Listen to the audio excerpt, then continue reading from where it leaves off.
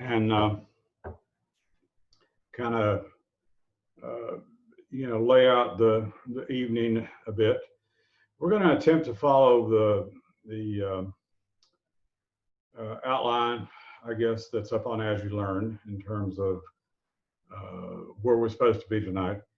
We'll see how far that goes. I probably figure that some of you may not have all the text material yet, and the one that seems to have taken longest to show up was the Hooper and Bernhardt that we were going to talk about this evening. And so I'm going to, kind of work around that a little bit and,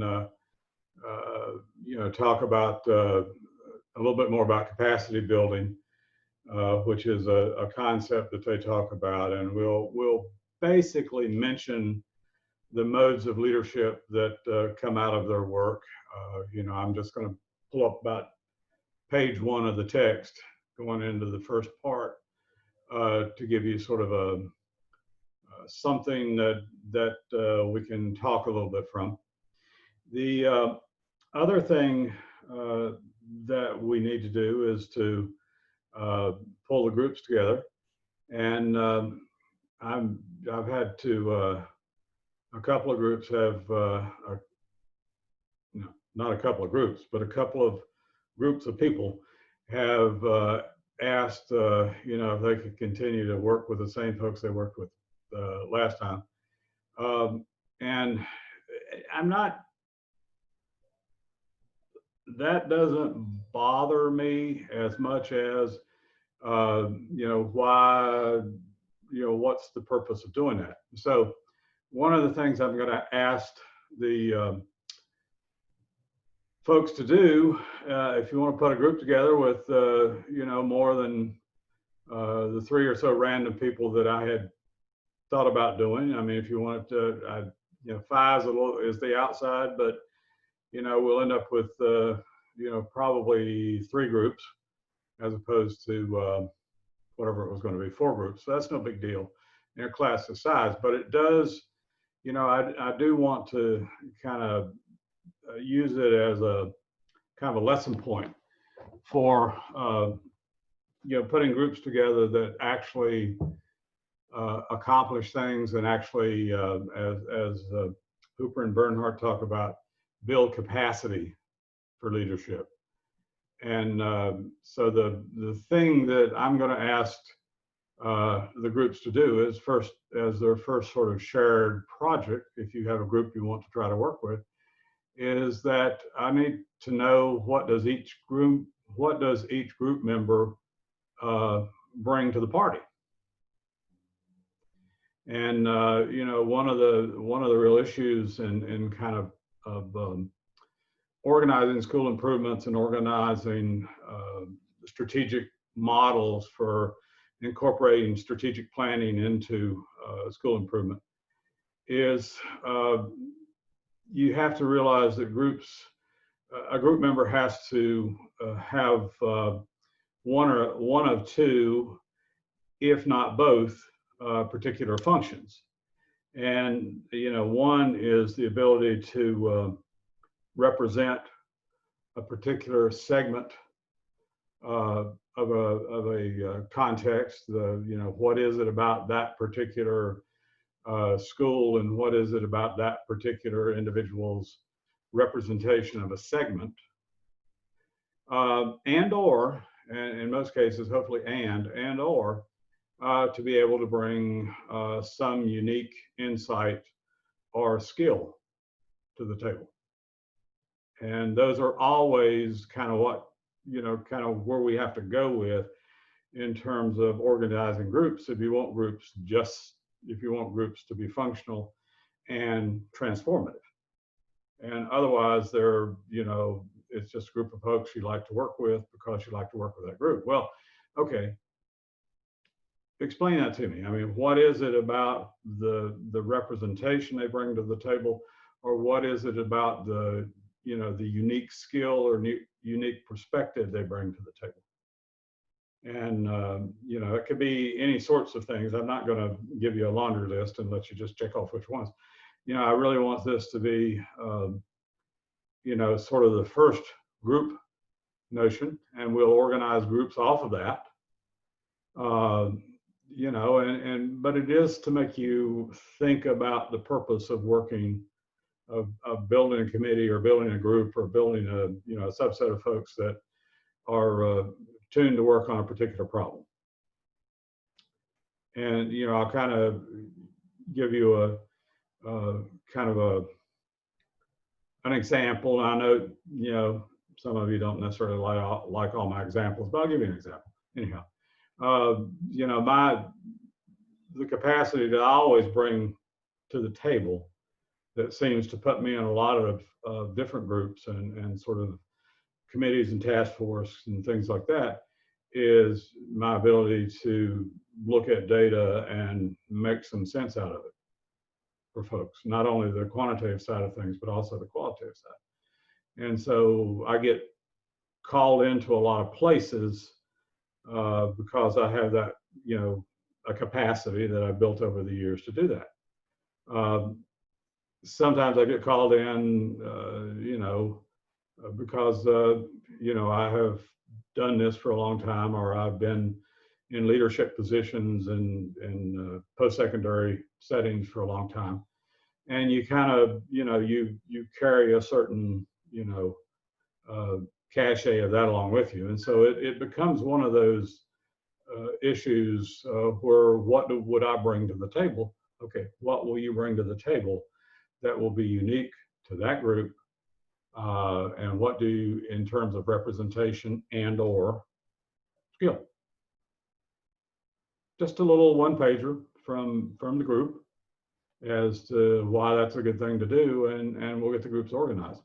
As I mentioned, we're probably going to push some of tonight's stuff back to next week since the text material was a little bit slow in coming in. I wish I could have provided that material heads up to you a little bit earlier on, but as soon as I got a heads up, I gave you a heads up. So, it was kind of one of those deals where, as I said, mentioned last week, I'm kind of the utility infielder. And so, if they need somebody to third base, I'm third base. If they need somebody at shortstop, it's probably not me.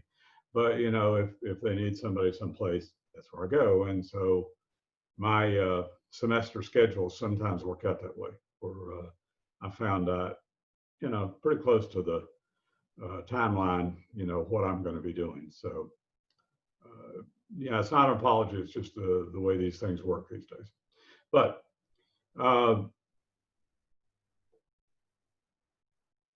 clear on the group thing? I just need one piece of paper from anybody that wants to work in a group together with someone else. And I think there'll be a third group that if there's not a third group that, you've kind of put together, that'll be the third group. So from what I've heard so far, I imagine it'll be groups of 5, 4, and 3. And so we'll kind of see how that shakes out. But yeah, I need that, and I'll follow this with an email, talking about that. But one of the things that you hear most often, or hear a lot from administrators, is that you do not have really functional groups. That you have groups that are there because of legacy or because of some other role that they encompass. But it's not necessarily the perfect group for that particular improvement team or for that particular assessment team or whatever. And so, in terms of building capacity, that becomes very, very important to be able to get the right mix of people together to do the things you want to do. The primary role of a administrator in a building or a division or whatever is to put people in place that can make them look good. And the way that, that group makes them look good is by staying out of the way and letting them accomplish things. But you can only do that if you have the right people.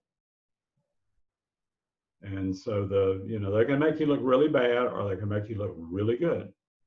And so it's, you know, that's the thing that you always have in the back of your mind. So a little bit of a, you know, added bonus here in turn, and sort of a primer on putting groups together. And all right, any questions, questions, anything? Okay. I don't have any questions about the groups or putting groups together, or what you need for that. I do have some more general as you learn course kind of questions. Now that I had a chance to look at the weeks that went up last week, I don't know if this would be an okay time to ask those questions, or if I should wait until later for those. Okay. So I think my classmates know me well enough by now to know I'm pretty organized. And and I maybe then overanalyze things to a fault. So I may be the only one with these questions, but I just want to try to have clarification as I'm just trying to plan my life and get everything done that's on my plate right now. So one of the questions I have is that in reviewing the syllabus, which I understand from last week, you said if there's a discrepancy between the syllabus and as you learn, go by as you learn. But in reviewing the syllabus, I noticed that there were only 4 assignments listed that had points value, and I didn't see anywhere in the syllabus that had like the overall points value for the course. So I was a little confused in looking at, it looked like we had like 4 assignments, well, kind of 3 assignments in as you learn plus the 4 formative, and the things that were in the syllabus that had point values assigned were the 3 assignments and 1 of the formative. So when I try to have ratio balances of like my schedule and prioritizing my time and work and how much I devote on certain assignments, it helps me to think about the weights of them. So I didn't know if there were points attached. Like, for example, like the mission statement form that's due on the 10th of September.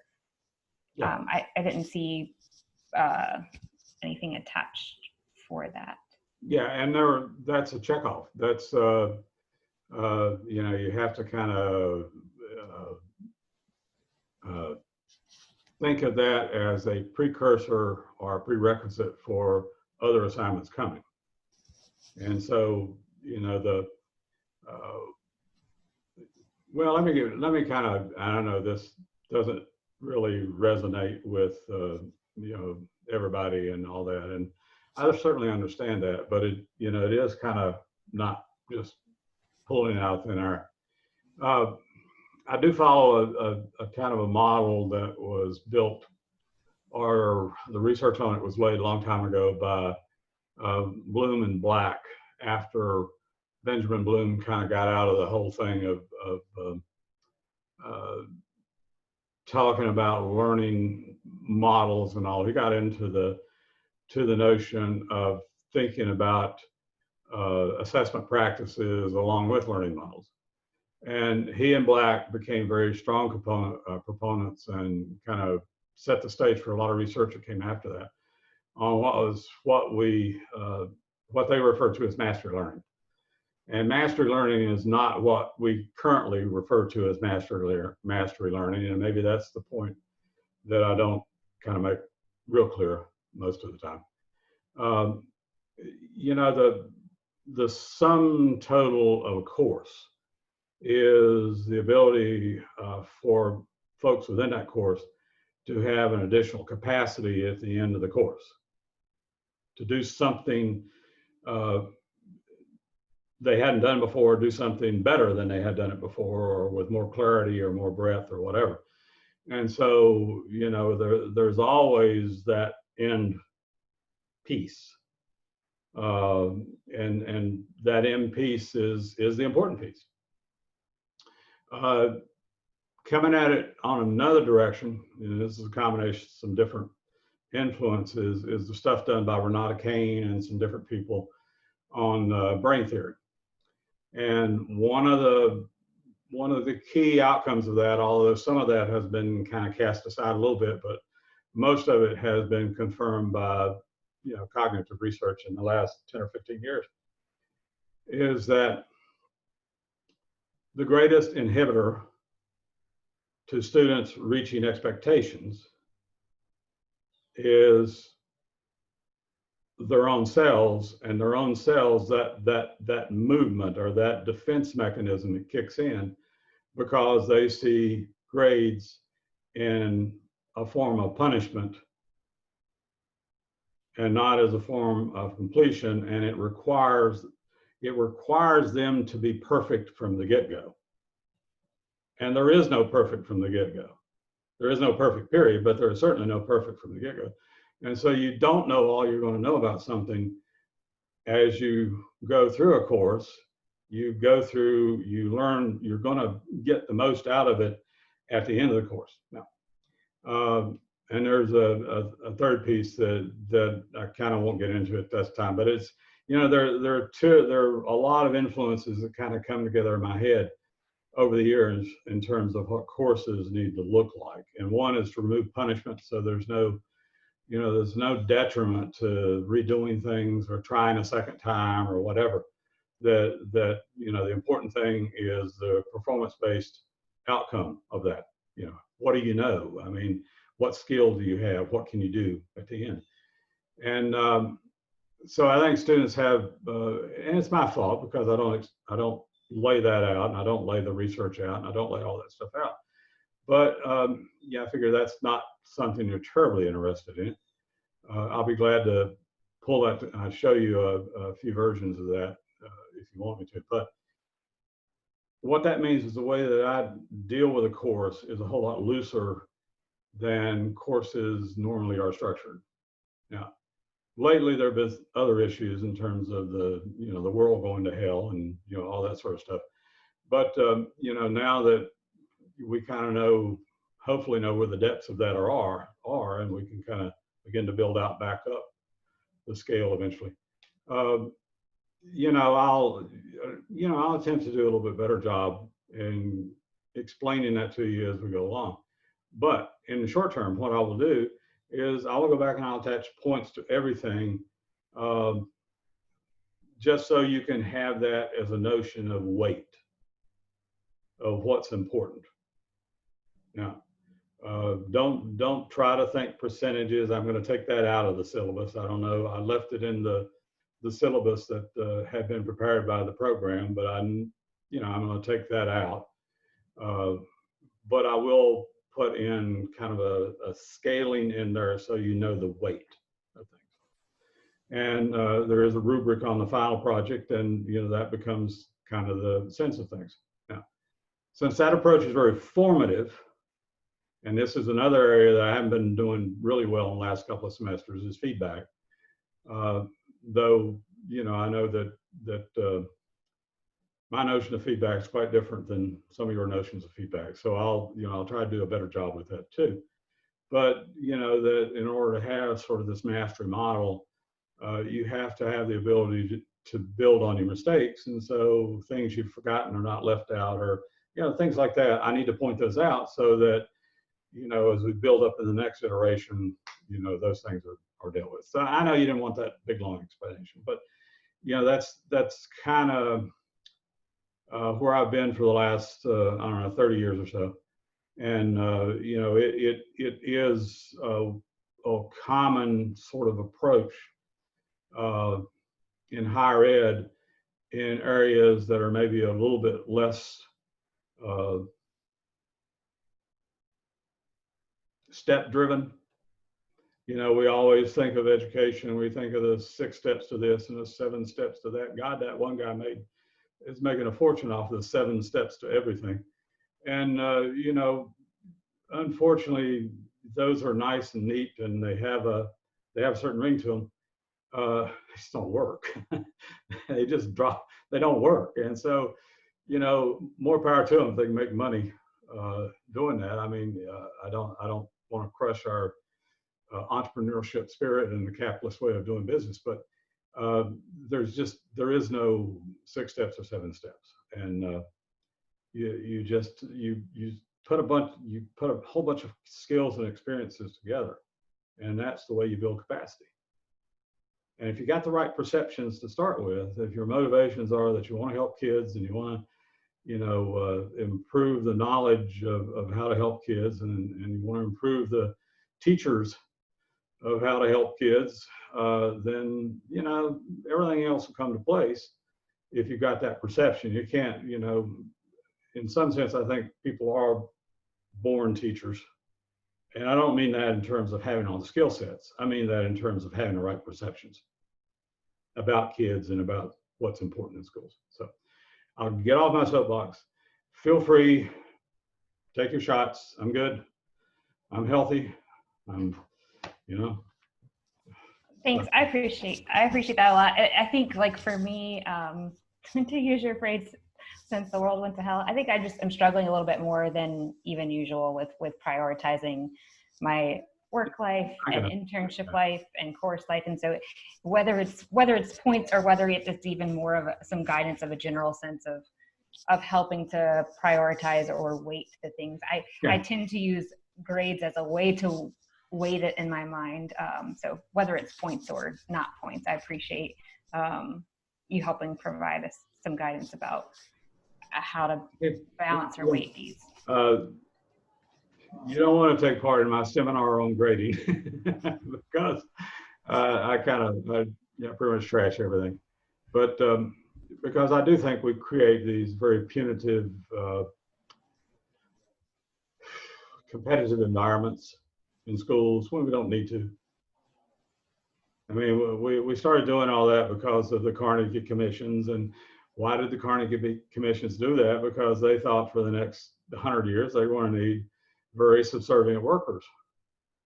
And the way you build subservient workers is you make sure they follow all the rules, and then you sort out the ones that are a little bit better at it, and you make them supervisors or managers, and the others stay down. So we started grading education just like we, supervise people in a work floor. And so it became sort of the corporate model that hopefully we can break free of someday. I don't know, but we'll see.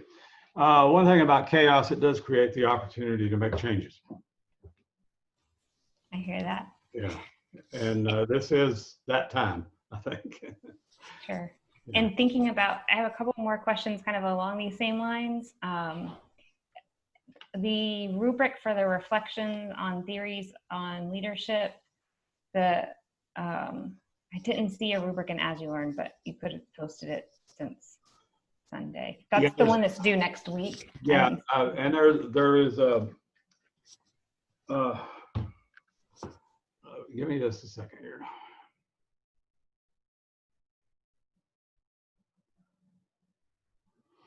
I've got so many of you running, I have to think, I've stopped thinking myself. Okay, yeah. And this is a self-reflection. And so it's a fairly, in terms of the course, it's a fairly, if I were thinking of, point value sort of thing in that framework, this would be one of those, 10 pointers or something like that you would really want to, there's no right or wrong.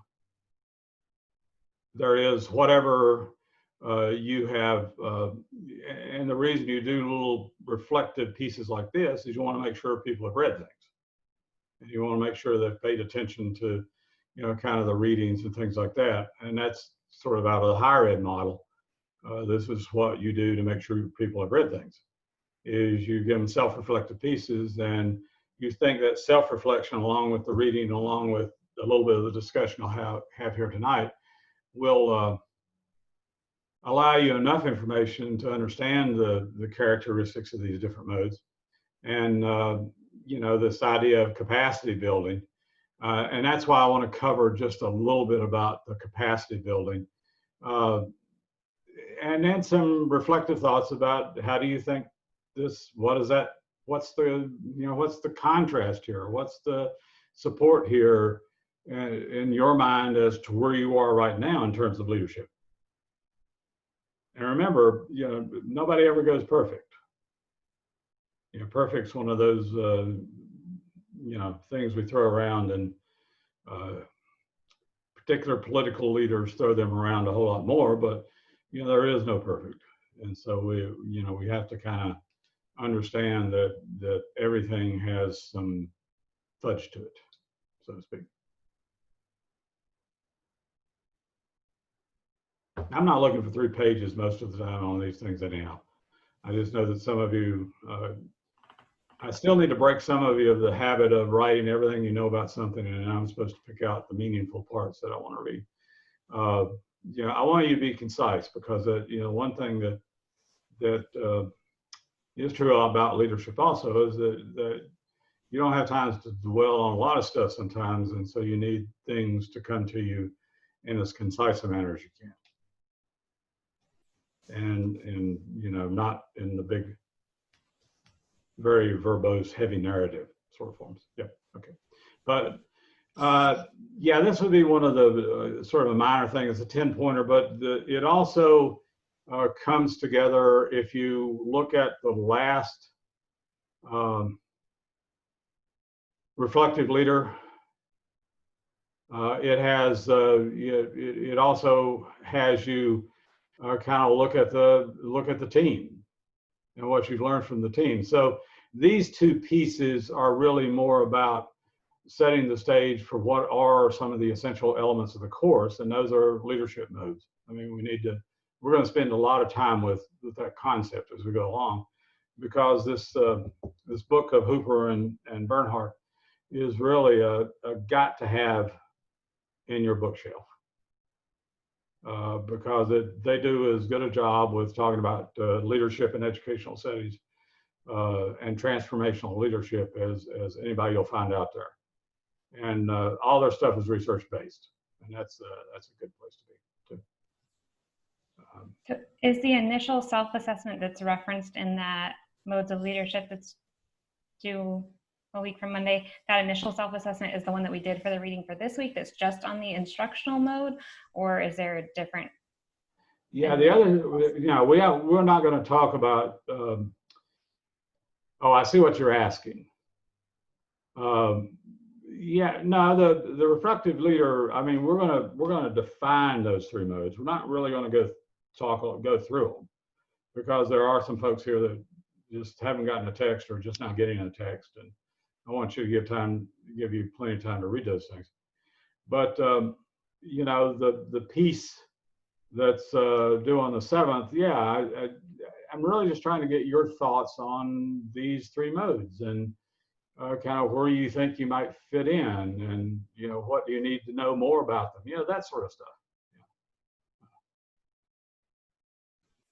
So that the self-assessment that the assignment references for part 3 is the table 1 and 2. Yeah. We just, okay. Yeah, that's in the first part of that. Yeah. Mm-hmm.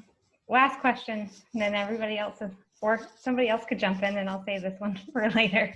I figured I'd get them out of the way while I have a wrapped audience, I guess. Sorry guys, it's been a long day. The mission statement forum that's due on the 10th with all the interviews, is there a particular format that you want that in? Like a summary of the interviews or major themes, or I didn't. Yeah, a summary. Did I not say that? I didn't say that, did I? No, I couldn't find any directions for it, but I could have missed it. No. I thought I had a link, but obviously I don't have a link to that. Let me see if I can throw a link up, but it's, I have to find it first. It's somewhere over on my drive, and it'll take me a little bit. I can't throw it up right now, but I'll get that up in the next day or so. Day or two. Dr. Bolt, I'm getting here late. I'm sorry. Right down here on I'm looking at the reflective leader, the modes of leadership that's due on 9/7. Right. The self-assessment. Okay, where is that self-assessment located? The charts. Is that what you're talking about in step 3? Yeah, kind of looking where you are compared to, sort of a general knowledge of the three modes of leadership. Now, are there some charts that you've provided for us, or are they in a reading? You're in the reading. Okay, they're in the Hooper and Bernhardt. Yeah, let me see if I can get to them for a second here, and I'll show them.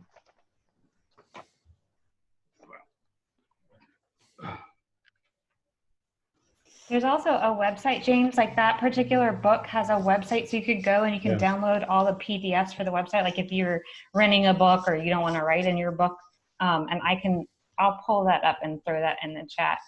If you wanted to like print it out to write on it. Or That sounds good. I Yeah. appreciate the help.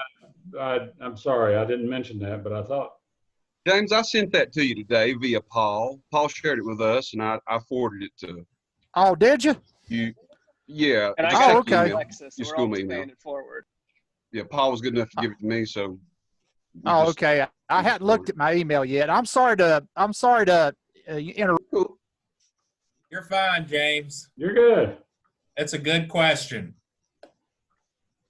My book's been delayed twice. Yeah, okay. Sorry about that, folks. I mean, this is killer. It's crazy stuff. Any other questions?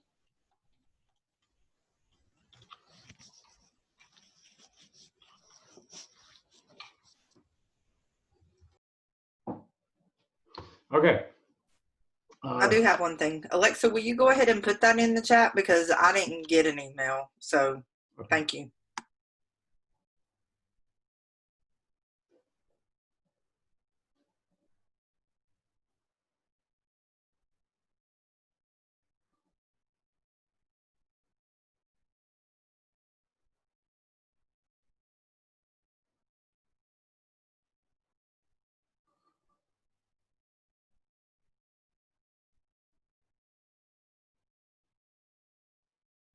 Okay. All right.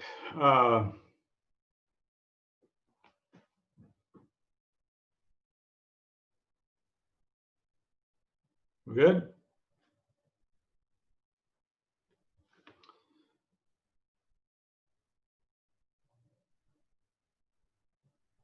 All right. Okay. So we've gotten questions dealt with, hopefully at this point. I don't know that lowers anybody's level of frustration though, but you know, what can I say? The other notion that we've talked about is getting the groups organized. Remember, if you have a group you want to put together, let me know what they bring. Let me know their capacity. Let me know in terms of skills, whatever they bring to the group that makes it unique. And then we kind of dealt with questions here. So we're good, right? Okay. For those of you that don't have the text, I mean, and these are folks that you will want to spend some time getting to know their work. This text is their primary major contribution today, but they do have lots and lots and lots of articles and presentations. And if you ever get a chance to, you know, see these folks or talk to these folks at a conference or presentation, you certainly want to do that. I do think we will go back to doing conferences or presentations at some point in the future. But you know, we'll kind of have to see how that goes. But let me bring up share up just the intro to chapter 1 of this text, because it brings up the notion of capacity. And see if I can zoom that in a little bit.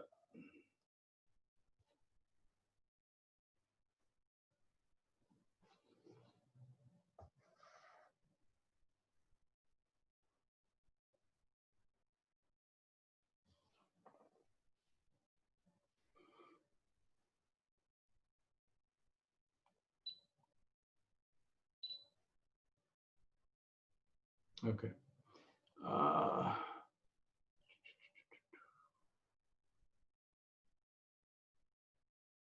right. I guess that's about all I want to do right at the moment with that, because you're going to be reading this anyhow. In terms of notions of capacity, and they do a pretty good job of defining what they mean by capacity up in these intro chapters here, intro paragraphs there.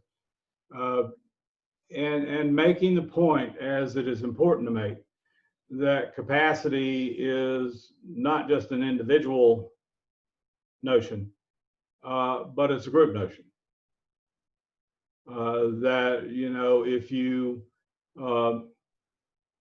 you focus on, as you should, professional development to bring individuals' capacity up to speed. In other words, for example, what was going on with people right now, in that we have, because of the changes in our educational modes and educational systems right now, we're trying, and in some cases succeeding, most cases probably not.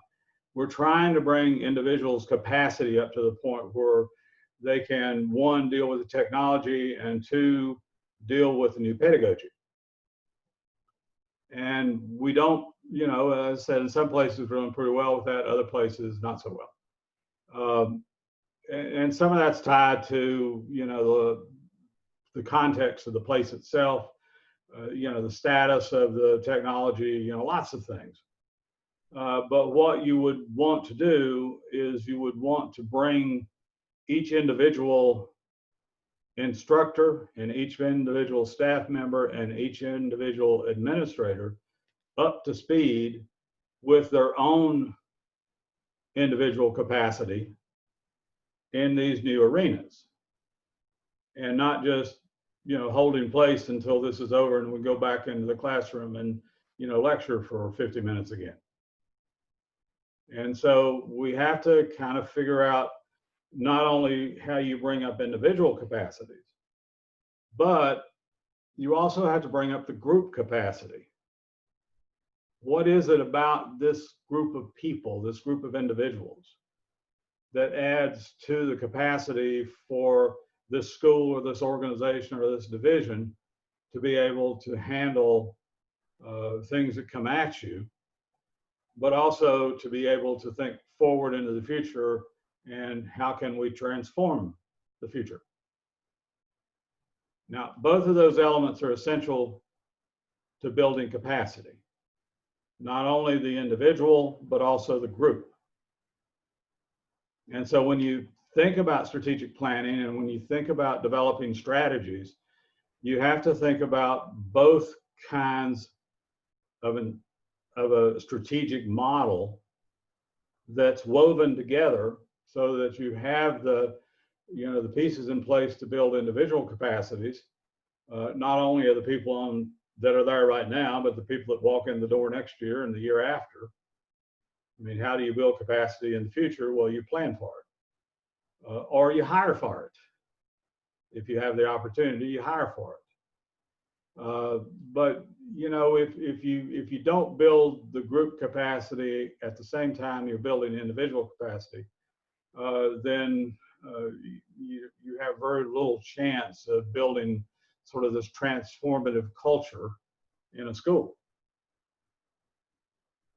And so building capacity becomes, you know, kind of the big deal in school leadership these days, or divisional leadership or organizational leadership, is that how do you build capacity?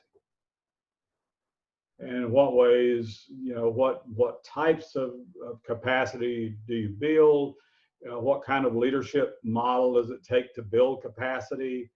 You know, all those things are related to this one central key concept and outcome, is in building capacity. And a lot of things, you know, a lot of things kind of fit into that. A lot of the different strategies, a lot of the different theoretical models, things like that, they all fit into this notion of how do you make the group stronger and how do you make the individual stronger at the same time. And that's the building of capacity. And, you know, they mentioned in here also, and we'll talk more about this in different ways. I wish I'd quit jumping around. Stop, stay right there. I guess the world is turning, so my focus keeps going in and out on this thing. is this notion of theory to practice, to, you know, T2P. And, you know, that becomes not just a buzzword, not just a buzz acronym, but it really is sort of what your strategies are all about, is how do you take a theory and turn it into actual strategic practice. And so having enough theory is important, but also having understanding of practice is important.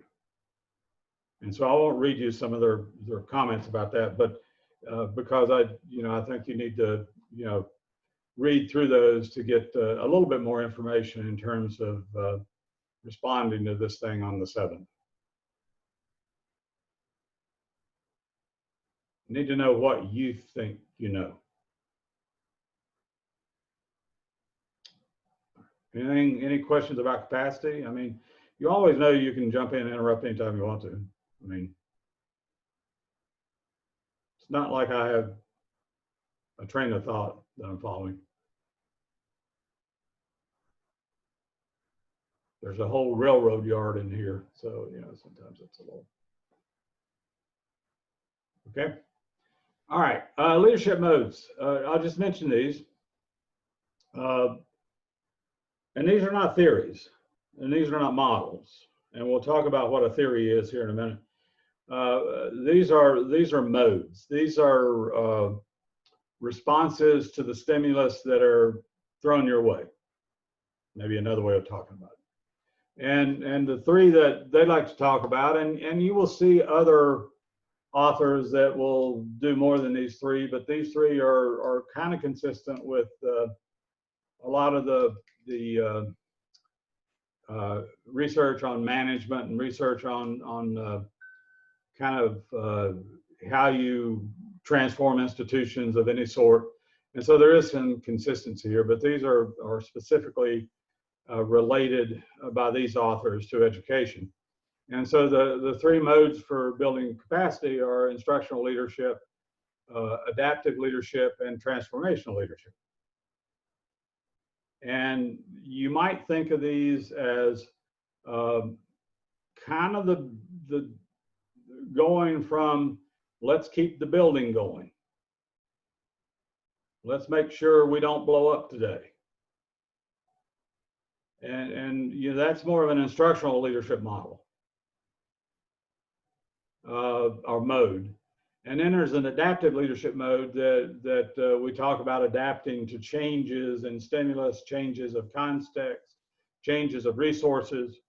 There is some benefit to being able to lead during a time of crisis when adaptability is the most important thing. That whole nimbleness of being able to, you know, make sure that you can adapt, that you can change gears, that you're not locked into, you know, a way of doing things that you know is not successful, but you don't know how to get people to go in a different direction. Yeah, the school divisions and schools that fared the best in the spring were those that had leaders that were had a mode of thought or a mode of practice that was very strong in this adaptive leadership mode,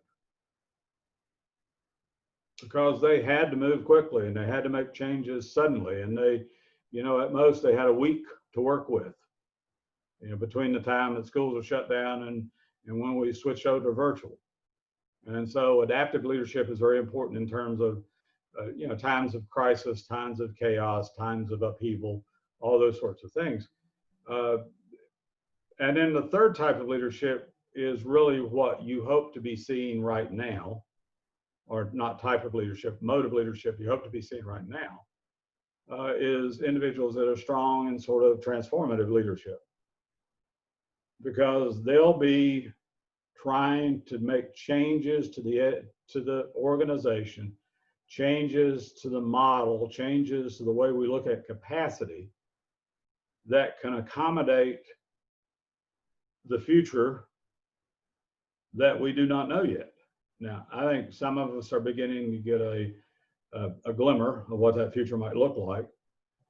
And let's just say that I'm not quite sure that we're going to switch back into a 5-day, all-day school model. I think we're beginning to understand that may not make great sense. Plus, there's some economic benefit to not building more buildings and things like that. And that may come into play. So what people are going to need over the next period of time is this sort of somebody that's skilled, or individuals that are skilled, or groups that are skilled in this sort of transformational leadership, the ability to kind of think to the future and what do we need this to be and what do we need this to look like. Now, if you caught the subtext of all that, is that we really would like to have individuals that have the ability to operate in and out of all three modes. But those are typically the superstars. Those are the folks that everybody wants to hire. Everybody wants to pull away from somebody else because they have demonstrated the ability to do all those things. And so that becomes kind of the cachet of what they're worth, is how many of these different modes can you function with some degree of success and some degree of facility, maybe all at the same time. I mean, your day may be composed of times during the day when you need to be a strong instructional leader. But other times during the day you need to be very adaptive. But maybe sometimes during the week you need to be transformational, because you have to figure out what the future is going to look like and how can you position yourself for the future. And so there are all of these things going around your head, and you have to be able to kind of slide in and out of them as needed. And that's what the superstars really do. And good leaders are maybe good at a couple of them. Adequate ones are good maybe at one. And they tend not to have much upward mobility beyond a certain point. But you have to look at realistically where you are on scale, or where the organization is on scale, and think about, how do we build capacity? How do we go up? Where do we go from here? And so the text kind of looks at each one of those leadership modes in some detail. And we will kind of get into that next week, because we're going to back off on that piece tonight, so we can give you a chance to get it read. I'm not wedded to the 9-7 either. I mean, if you want to put that along with the other thing on 9-10, that's fine. Just submit both of them at the same time if you think that helps and gives you a chance to read. But that's up to you. Just let me know what you're doing, and I'll be fine with it. That sounds good.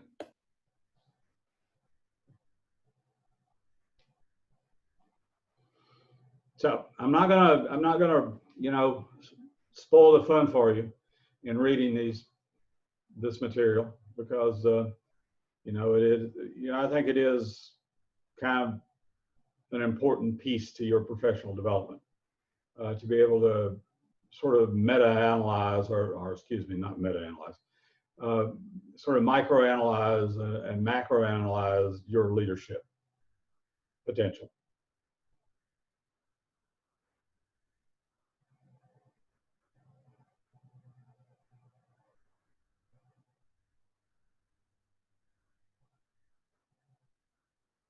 Okay, all right. Let me get out of that little dealy there.